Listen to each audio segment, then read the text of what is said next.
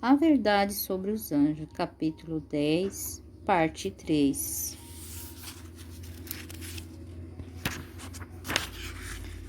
Jonatas e seu pai, e mesmo o exército filisteu, sabiam que o Senhor estava operando a libertação dos hebreus. Samuel não tornou a dar instruções divinas a Saul. O Senhor não podia empregar o rei para executar seus propósitos. Enfrentando, enviou Samuel à casa de Jessé para ungir Davi, a quem havia escolhido para ser dirigente em lugar de Saul, a quem já rejeitara. Quando os filhos de Jessé desfilaram diante de Samuel, ele havia escolhido Eliabe, de elevada estatura e digna aparência.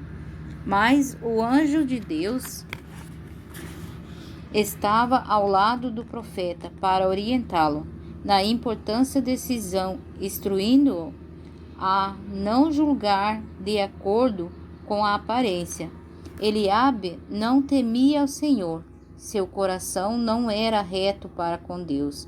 Teria sido um dirigente orgulhoso e exigente. Nenhum foi encontrado entre os filhos de Jessé, exceto Davi, o mais jovem, cuja humilde ocupação era guarda de ovelhas. Davi não se destacava pela estatura, mas seu semblante era belo, expressando humildade, honestidade e verdadeira coragem. O anjo de Deus inclinou a Samuel que Davi devia ser ungido, por ser o escolhido do Senhor. A partir daquele momento, Deus concedeu a Davi um coração prudente e entendido.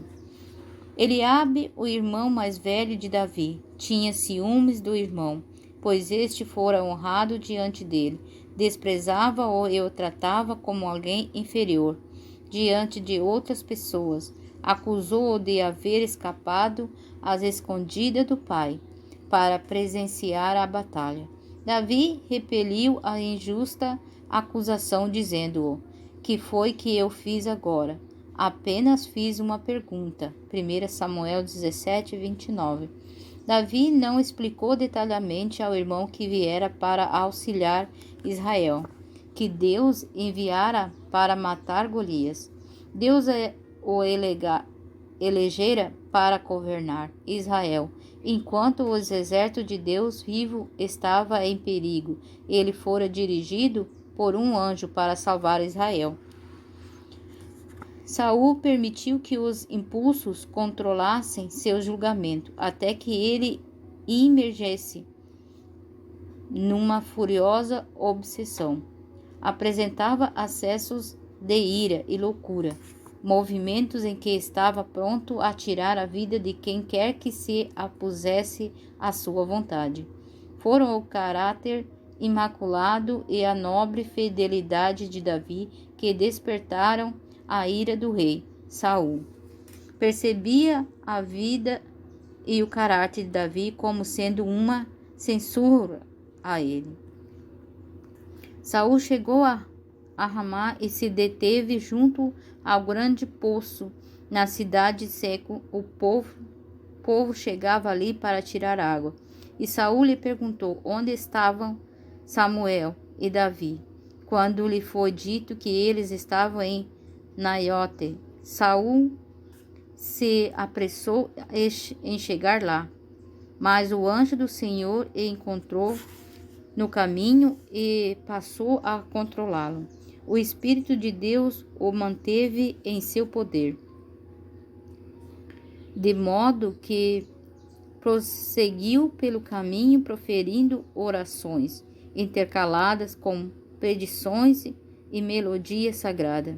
Profetizou a vinda do Messias como Redentor do mundo. Chegando em Naiote de Ramá, ele se despojou das vestes reais e passou um dia e uma noite junto a Samuel e seus discípulos, sob a influência do Divino Espírito.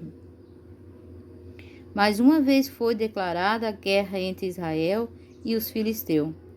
Saul tinha tido conhecimento de que Davi e seu grupo estavam com os filisteus, à espera que o filho de Jessé aproveitasse essa oportunidade para se vingar dos males que havia sofrido.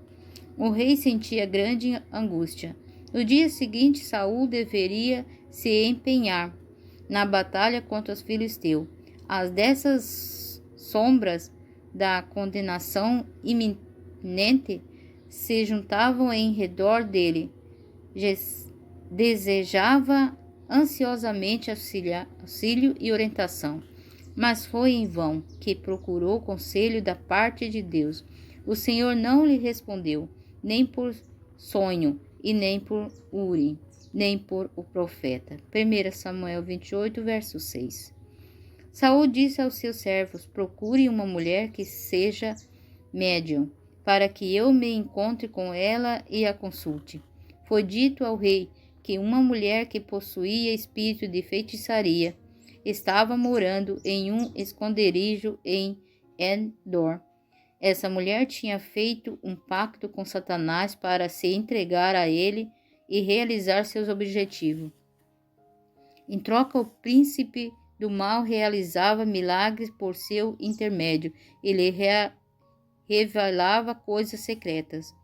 Disfarçando-se, Saul saiu de noite com apenas 2 auxiliares para procurar o retiro da feiticeira.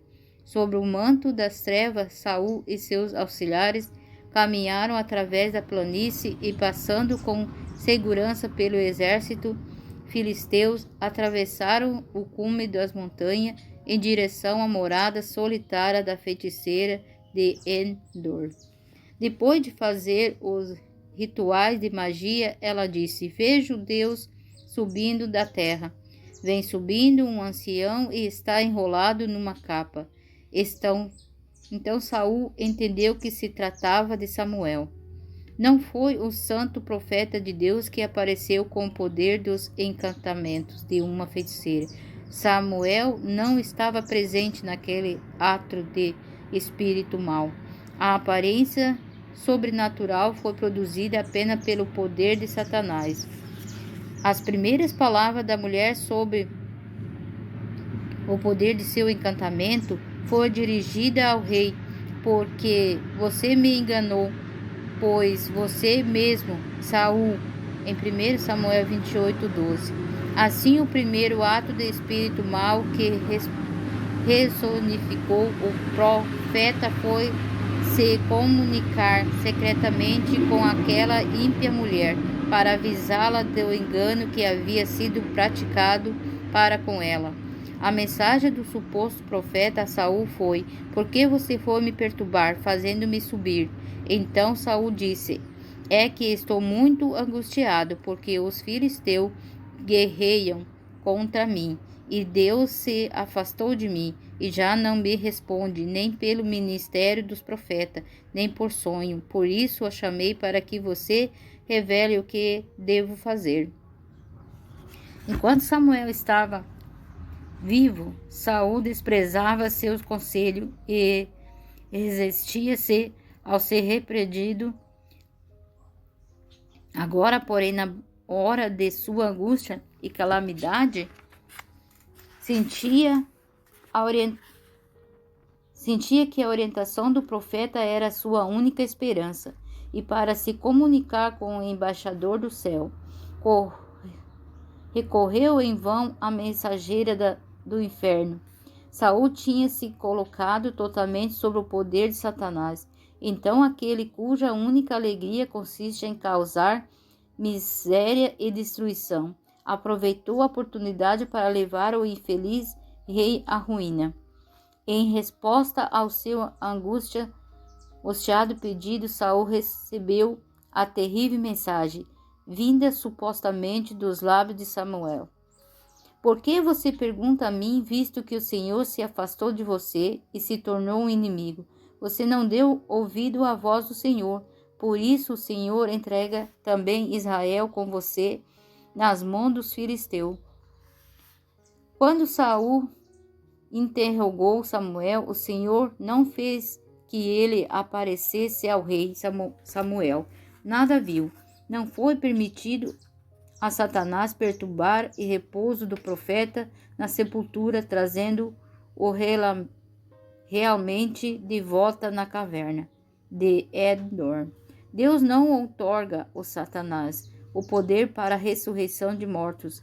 Entretanto, anjos malignos assumem a forma de amigos mortos, falando, agindo como eles, e por intermédio desse suposto amigo mortos, Satanás opera mais poderosamente sua obra de engano. Ele conhecia bem Samuel e sabia como representá-lo diante da feiticeira de Endor, e da mesma forma indicar corretamente o destino de Saul e seus filhos. O registro bíblico sobre a visita de Saul à mulher de Endor confunde muitos estudantes da Bíblia. Alguns se posicionam dizendo que Samuel realmente esteve lá, mas a própria Bíblia oferece base suficiente para uma conclusão contrária. Se como alguém Samuel estava no céu, ele deveria ter sido chamado dali pelo poder de Deus ou de Satanás. Ninguém pode acreditar nem sequer por um momento que Satanás tenha poder para chamar um profeta do céu para honrar aos rituais de magia de uma mulher ímpia. Muito menos podemos concluir que Deus tenha enviado Samuel para a caverna da feiticeira, pois o Senhor já havia se recusado a falar com Saul por meio do sonho de Urim ou de profetas. 1 Samuel 28:6. Esses eram os meios indicados por Deus para a comunicação, e ele não os deixaria de lado para transmitir a mensagem por meio da ação de Satanás. A própria mensagem contém prova suficiente de sua origem. Seu objetivo não foi levar Saul ao arrependimento, mas induzi-lo à ruína, e isso não é obra de Deus, mas de Satanás. Além disso, o ato de Saul ao consultar uma feiticeira é citado nas Escrituras como um motivo pelo qual ele foi rejeitado por Deus e abandonado à destruição. Saul morreu por causa da transgressão cometida contra o Senhor, por causa da palavra do Senhor, que ele não tinha guardado, e também porque consultou um médium e não o Senhor, que por isso o matou e transferiu o reino a Davi, filho de Jessé. 1 Crônica 10, 13 e 14.